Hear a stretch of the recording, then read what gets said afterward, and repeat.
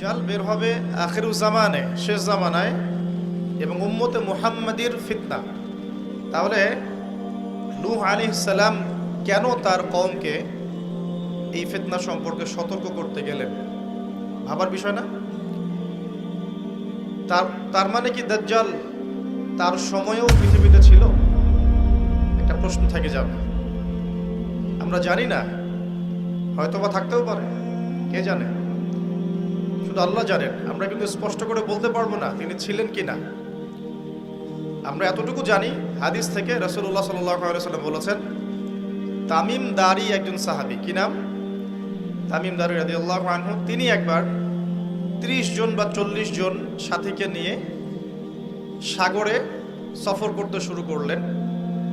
প্রচণ্ড ঝড় আসলো, সাগর তাদেরকে প্রায় 1 মাস সমুদ্রের মধ্যে ঘুরালো। এক পর্যায়ে একটা দ্বীপে তারা নোঙর করতে পারলেন। সেই দ্বীপে তারা একটা প্রাণীকে দেখতে পেলেন, যেই প্রাণীর গায়ে প্রচুর লোম ছিল। কি ছিল? লোম। এত বেশি লোমকূপ যে তার চেহারা কোনটা আর পিছন দিক কোনটা এটা আইডেন্টিফাই করা যাচ্ছে না। এবং বিস্ময়কর বিষয় হচ্ছে, এই প্রাণী কথা বলা শুরু করলো। তারা বলল, তোমরা কারা? তারা বলল, আমরা আরব থেকে এসেছি। এরকম কিছু কনভারসেশন হলো। তখন সেই প্রাণী বলল, তোমাদের অপেক্ষা করছে একজন ব্যক্তি, আমার সাথে আসো। তখন এই 30 জন বা 40 জন সাহাবী তারা তামিম দারির সাথে গেলেন। সাহাবী বলছে এই অর্থে যে তারা পরবর্তীতে মুসলিম হয়েছিলেন, এই ঘটনার পরে তারা মুসলিম হয়েছিলেন, আলহামদুলিল্লাহ। তো তারা গিয়ে দেখলেন শেকল দিয়ে একজন ব্যক্তিকে বাঁধা আছে, যেই ব্যক্তি খুবই শক্তিশালী, তাকে শেকল দিয়ে বেঁধে রাখা হয়েছে। এবং সেই ব্যক্তি তাদেরকে জিজ্ঞাসা করছিল, তোমরা কোত্থেকে এসেছো? তামিম দারি রাদিয়াল্লাহু আনহু তিনি বলছেন, আমরা মক্কা থেকে এসেছি, মদিনা মক্কা থেকে এসেছি। কি উদ্দেশ্যে? এই উদ্দেশ্যে। তোমাদের সেখানে একজন ব্যক্তি আছে মুহাম্মদ, তার কি খবর? তামিম দারি রাদিয়াল্লাহু আনহু বলছেন, তার খবর হচ্ছে বালতির মতো। কিসের মতো? বালতির মতো।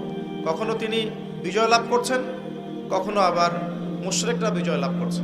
মানে বদরের যুদ্ধে তিনি জয়লাভ করেছেন, উহুদের যুদ্ধে আবার মুশরিকরা মুসলিমদেরকে বিপর্যয়ের সম্মুখীন করেছেন।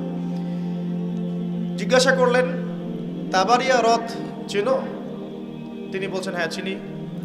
তাবারিয়া হ্রদে কি পানি আছে? তামিম দারি রাদিয়াল্লাহু আনহু বলছেন, হ্যাঁ পানি আছে।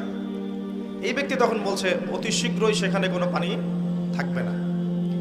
আবার প্রশ্ন করছেন, বাইসানের খেজুর গাছের নাম শুনেছ? তামিম দারি বলছেন, শুনেছে। সেখানে কি খেজুর আছে? তামিম দারি বলছেন, প্রচুর খেজুর আছে। এই ব্যক্তি বলছে যে অতি সত্বর সেখানে কোনো খেজুর থাকবে না। এরকম কিছু কথা বলার পরে তামিম দারি তাকে জিজ্ঞাসা করলেন, আপনি কে?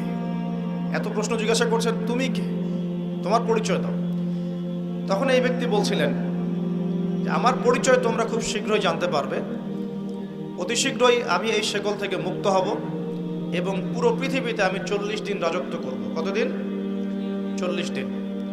তবে মক্কা এবং মদিনায় আমি প্রবেশ করতে পারবো না, কারণ সেখানে প্রবেশ করতে ধরলেই দেখা যাবে আল্লাহর ফেরেশতারা খোলা তরবারি হাতে মক্কা মদিনা পাহারা দিচ্ছে।